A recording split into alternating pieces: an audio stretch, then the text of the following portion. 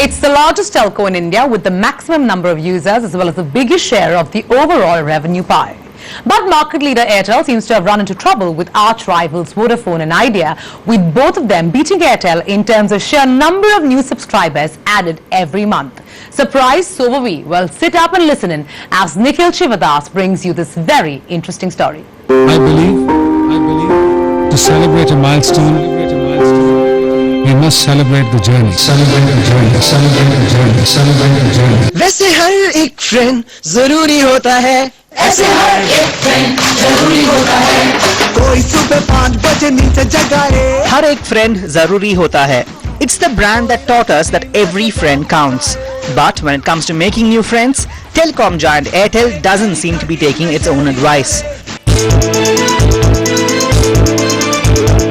Over the past 5 months, Airtel has seen its number of net subscriber additions dip steadily, rebounding only this month when it managed to add 1.26 million new customers. The story is very different for Airtel's rivals Vodafone, who managed to add 7.3 million new customers since February, while Idea managed to beat both Vodafone and Airtel by adding 8.5 million new customers. Now the big question is, what is causing India's largest telecom player to lose out on new subscriber growth?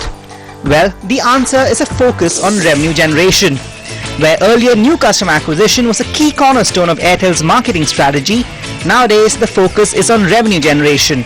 And a key part of that strategy is to increase revenues from existing customers as well as aggressively promote new product offerings and especially its data services. Airtel has invested substantially in 4G, which is principally data, and has invested obviously in the acquisition of additional markets from Qualcomm, their investment there. So they have to make that investment work for them, which means that they're going to have to focus on the segment of customers that are very heavy data users. Airtel might have become complacent, and it's a typical behavior in large dominant leaders in categories, which is that over a prolonged period of time, you start producing regular growth and regular profit margins, you tend to slip into a complacent mode. So there can be no running away from the fact that Airtel did get into that mode for a good 3 to 5 year period. Airtel's renewed focus on revenue generation instead of subscriber acquisition is because its growth in terms of revenue market share has been dipping. From a high of 30.4% in the quarter of December 2012, Airtel's revenue market share has fallen to 29.9% in the quarter of March 2013. To make things worse, Airtel is still struggling to bring its Africa operations under control and has devoted a large part of its resources and manpower into its operations there. Africa is proving to be a drain on Airtel, leaving the company too distracted to adequately focus on its India operations and deal with its rivals. With Africa coming in, obviously the talent pool gets divided, so half of the talent pool is looking at Africa, trying to see how you can, because they took over Jain, which necessarily I wouldn't say was doing phenomenally well. I think Airtel's been trying to turn it around, so they've needed some serious horsepower there to actually change the tracks in Africa.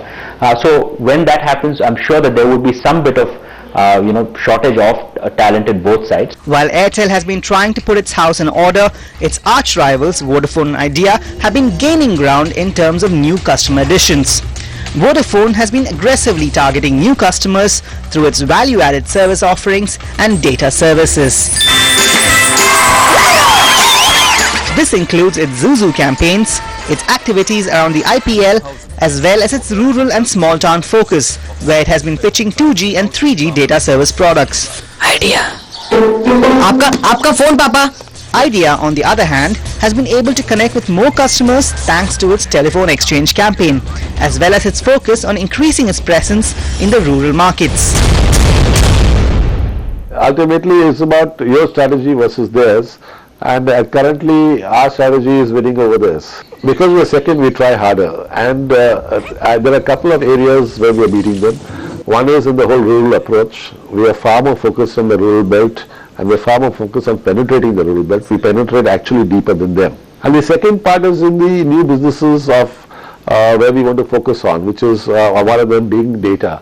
Okay, and that's where we are very strongly focused on. and we think we have the whole experience which we give a customer, we think is very critical. It's not just selling the product, but the experience curve, which while he's using the data.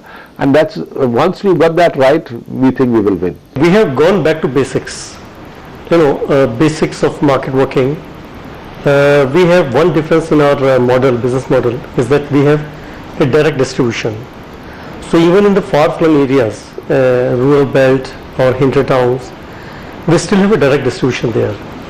What we feel that this brings us closer to the customer, closer to the market, and closer to the ground realities. Then there's the change in marketing strategy that Airtel has engaged in.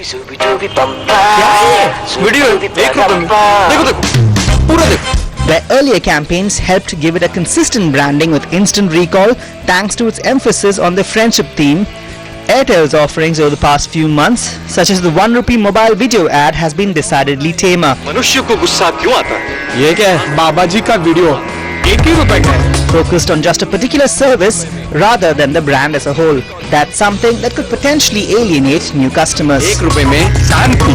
Yes, Airtel has given out clear signals that they are a youth-centric brand and they stand for the youth, and they're doing the whole 1 rupee video, which also continues the youth centricity of it. But what I think what I think I'm missing is, what does brand Airtel stand for rather than what does product Airtel offer to me? See, definitely the strength was their thematic approach, friendship. I think that was definitely a strong approach. That's what people connected with. But I think the direct approach somewhere is getting lost in the clutter. I feel it's not really. I don't remember which brand is that. It just comes and goes.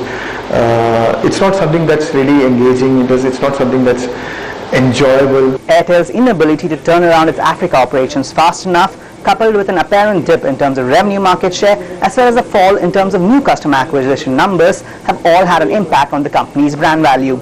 So much so that London-based advisory firm Brand Finance has downgraded Airtel's brand value from $5.2 billion last year to $3.7 billion this year. That's a massive drop in ranking from 187th last year to 314th this year, and a sign that Airtel needs to act quickly to get its house in order.